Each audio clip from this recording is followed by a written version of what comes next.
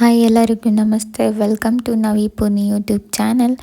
I hope ಎಲ್ಲರೂ ಚೆನ್ನಾಗಿದ್ದೀರಾ. ನಾನು ಕೂಡ ಚೆನ್ನಾಗಿದ್ದೀನಿ. ಇದು ನನ್ನ ಯೂಟ್ಯೂಬ್ ಚಾನಲ್ನ ಫಸ್ಟ್ ವ್ಲಾಗ್.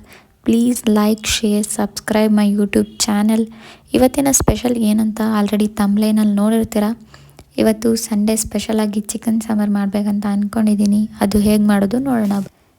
ಚಿಕ್ಕದಾಗಿ 3 ಈರುಳ್ಳಿನ ಕಟ್ ಮಾಡಿ ಇಟ್ಕೊಂಡಿದ್ದೀನಿ. 1 ಈರುಳ್ಳಿ ಫ್ರೈಗೆ ಹಾಕ್ಕೊಳ್ಳಿ, ಇನ್ನು 2 ಈರುಳ್ಳಿ ಮಸಾಲೆ ರುಬ್ಬೋದಕ್ಕೆ ಹಾಕ್ಕೊಳ್ಳಿ.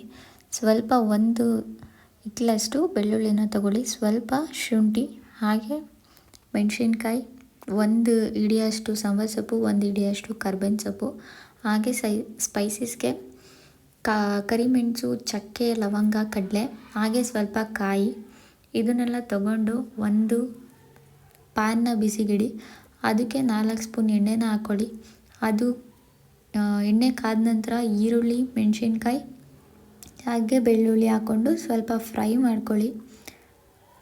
ಫ್ರೈ ಮಾಡ್ಕೊಂಡ ನಂತರ ಸ್ಪೈಸಸ್ಗೆ ಅಂತ ತೆಗೆದಿಟ್ಕೊಂಡಿರ್ತೀರಲ್ಲ, ಕಡಲೆ, ಚಕ್ಕೆ, ಲವಂಗ, ಕರಿಮೆಣಸು ಅದನ್ನು ಹಾಕ್ಕೊಂಡು ಸ್ವಲ್ಪ ಹಾಗೆ ಫ್ರೈ ಮಾಡಿ ಲೈಟ್ ಬ್ರೌನ್ ಆಗೋವರೆಗೂ ಫ್ರೈ ಮಾಡ್ಕೊಳ್ಳಿ. ಏನಕ್ಕೆ ಫ್ರೈ ಮಾಡ್ಕೋಬೇಕಂತಂದರೆ ಚಿಕನ್ ಸಾಂಬಾರು ಒಂದು ಟೇಸ್ಟಿಯಾಗಿ ಬರುತ್ತೆ. ಸೊ ಫ್ರೈ ಮಾಡಿಕೊಂಡು ನೀವು ಮಸಾಲೆನ ರುಬ್ಬೋದ್ರಿಂದ.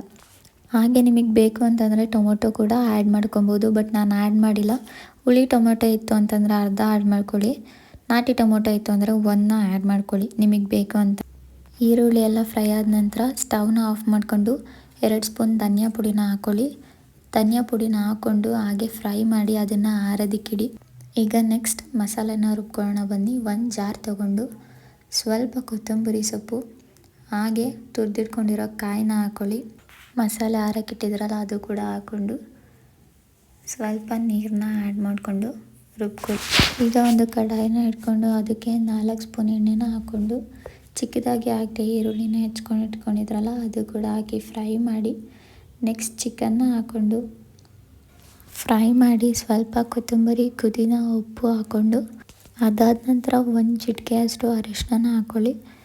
ಅರಿಶಿನ ಏನಕ್ಕೆ ಹಾಕೋದಂದರೆ ಚಿಕನ್ ಹಸಿ ವಾಸನೆ ಹೋಗೋದಕ್ಕೆ. ಹಾಗೆ ಚಿಕನ್ ನೀರಿನ ಅಂಶ ಎಲ್ಲ ಬಿಟ್ಕೊಂಡು ಡ್ರೈ ಆಗೋವರೆಗೂ ಒಂದು 10 ನಿಮಿಷ ಫ್ರೈ ಮಾಡ್ಕೊಳ್ಳಿ. ರುಬ್ಬಿರೋ ಅಂಥ ಮಸಾಲೆ ಕೂಡ ಹಾಕ್ಕೊಂಡು 10 ನಿಮಿಷ ಫ್ರೈ ಮಾಡಿ. ಹಾಗೆ ನಿಮಗೆ ಫ್ರೈ ಬೇಕಂತಂದರೆ ಸ್ವಲ್ಪ ನೀರನ್ನ ಹಾಕ್ಕೊಳ್ಳಿ, ಇಲ್ಲ ಸಾಂಬಾರು ಟೈಪ್ ಮಾಡ್ತೀನಿ ಅಂದರೆ ಸ್ವಲ್ಪ ಜಾಸ್ತಿನ ನೀರು ಹಾಕ್ಕೊಳ್ಳಿ. ಬಟ್ ಆದರೆ ಮೀಡಿಯಮ್ ಇರಬೇಕು ನೀರು. ಅದಾದ ನಂತರ ಲಿಡ್ನ ಕ್ಲೋಸ್ ಮಾಡಿ 2 ವಿಷಲ್ ವಚ್ಚಿ. ಇವಾಗ ನೋಡಿ ಹೇಗಿದೆ ಸಾಂಬಾರು ಅಂತ, ಸೂಪರಾಗಿ ಬಂದಿದೆ. ನೋಡೋದಕ್ಕಂತೂ ಚೆನ್ನಾಗಿದೆ, ಹಾಗೆ ಟೇಸ್ಟ್ ಕೂಡ ಸೂಪರಾಗಿದೆ. ನೀವು ಕೂಡ ಟ್ರೈ ಮಾಡಿ ಹೇಗೆ ಬಂತು ಅಂತ ಕಮೆಂಟ್ ಮಾಡಿ. Thank you for watching.